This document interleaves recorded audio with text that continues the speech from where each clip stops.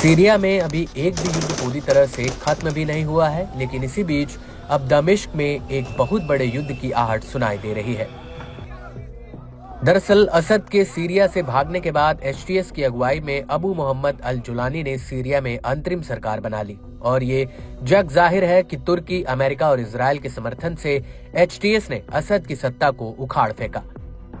लेकिन सीरिया में असद की सत्ता का अंत तुर्की का असल निशाना नहीं है, बल्कि सीरिया से अमेरिका समर्थित कुर्द लड़ाकों को निपटाना तुर्की का असली प्लान है। दरअसल तुर्की के राष्ट्रपति तैयब एर्दोगन ने साफ कर दिया कि वो सीरिया में आतंकियों का सफाया कर देंगे और एर्दोगन का इशारा सिर्फ कुर्द लड़ाकों की तरफ था। Tercihini terörden ve şiddetten yana kullananları bekleyen tek akıbet silahlarıyla birlikte toprağa gömülmektir. Açık söylüyorum, bunun önüne hiçbir güç geçemez. Türkiye bekasını ve güvenliğini koruma noktasında nasıl tavizsiz bir iradeye sahip olduğunu pek çok kez göstermiştir. İş o raddeye varırsa yine bir gece ansızın gelebiliriz. हालांकि इन Kurd लड़ाकों को America और Israel का भी समर्थन हासिल है। उत्तरी सीरिया में कुर्दों का अच्छा खासा दबदबा भी है और सीरिया के मौजूदा हालातों को देखकर ऐसा लगता है कि कुर्दों की वजह से ही सीरिया के भीतर इजराइल और तुर्की के बीच सीधा युद्ध हो सकता है। वो इसलिए क्योंकि इजराइल के रक्षा बजट और रणनीतिक सुरक्षा पर बनी नागेल कमेटी ने इजराइल को चेतावनी दी है कि उसे तुर्की के साथ सीधे टकराव के लिए तैयार हो जाना चाहिए।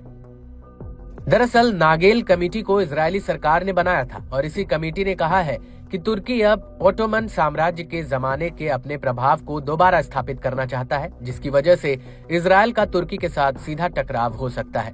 रिपोर्ट में ये भी बात कही गई है कि सीरियाई गुटों का तुर्की के साथ जाना इजराइल के लिए एक नया जोखिम पैदा कर सकता है।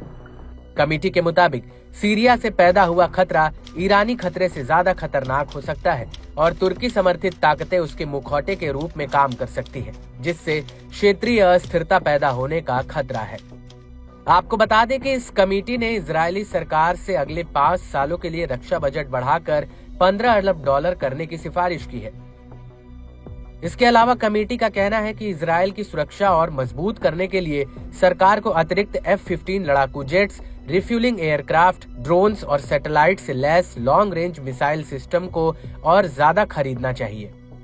इस सब के बीच आपको ये भी बता दें कि उत्तरी सीरिया के मनबिस के आसपास तुर्की समर्थित और कुर्द लड़ाकों में भीषण जंग चल रही है और इस लड़ाई में अभी तक 101 लड़ाकों की जान चली गई है, जिसमें 85 लड़ाके तुर्की के समर्थन वाले हैं, जबकि 16 लड़ाके कुर्द हैं।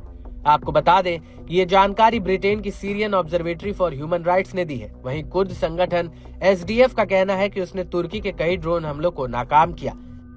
वहीं तुर्की के रक्षा मंत्रालय का कहना है कि उसने सीरिया में 32 कुर्द लड़ाकों को ठिकाने लगा दिया है।